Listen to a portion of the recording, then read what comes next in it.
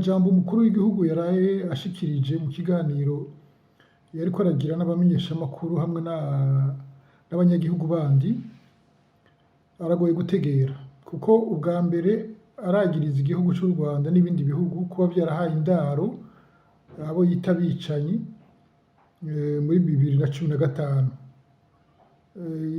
Nibaza ko ari ngombwa gusubira kwibutsa ko naho asa n'utabizi canke abigira abibona, sentare yo mu karere yaciye urubanza ikerekana ko kiriya kiringo ca gatatu cavuyemwo izi ngorane zose ari giteye kubiri n'ibwirizwa shingiro.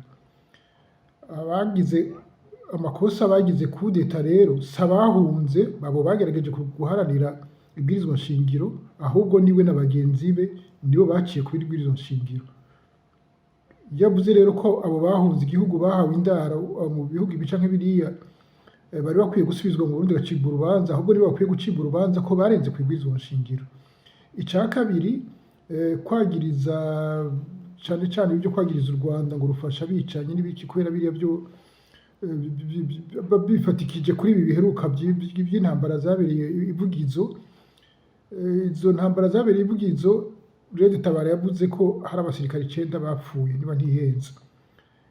Leta umunsi ukurikira iza yiruka kutubwira abapfuye, abakenyezi, abana, inzoya, iranategura ishingurwa ryabo. Ibyo idahora ikora mu gihe n'abakozi bayo bungitse muri mission baguye ku rugamba muri Somalia no muri Congo, biboneka ko yashatse gukoresha ibyabaye hariya naho tutaramenya neza uwoba yarishe bariya abantu, kuko naho biramaze gushika ko leta yica abantu, abasirikare, abapolisi bica abantu babaziza ngo ntibavuze yuko hariho abansi bari bihishije muri izo ntara. Ico naco kiraboneka ko giteye amakenga cane. Ico leta y'u Burundi n'umukuru w'igihugu batagishobora guhisha ni ukuba bararungitse ingabo muri Congo, izo ngabo zikaba zambaye umwambaro umwe n'interahamwe n'abamayimayi n'abandi bose bicanyi bari muri Congo bazwi.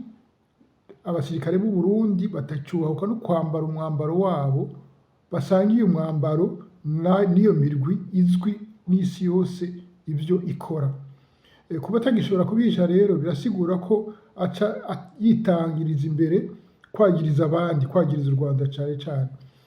Harimwo n'ikindi kintu giteye isoni, giteye naho kitagoye kumva umuntu asanzwe azi ivyo leta y'u Burundi ikora, kuvuga ko aba homosexuel bari bakwiye gushirwa mu kibuga bakicishwa amabuye.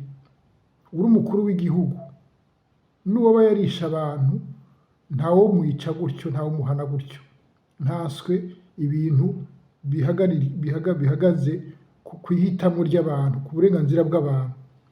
Kubona umukuru w'igihugu abivuga muri ariya majambo birerekana nature yiwe n'abo bakorana, kuko biriya bintu yavuze birasiga ubwenge. Nta muntu yoba akivuga ibintu nka biriya kuri kino gihe tugezemwo ku bandi bantu, naho boba bakoze ikosa ryabonetse, uretse biriya birimwo impari nyinshi kandi zumvikana.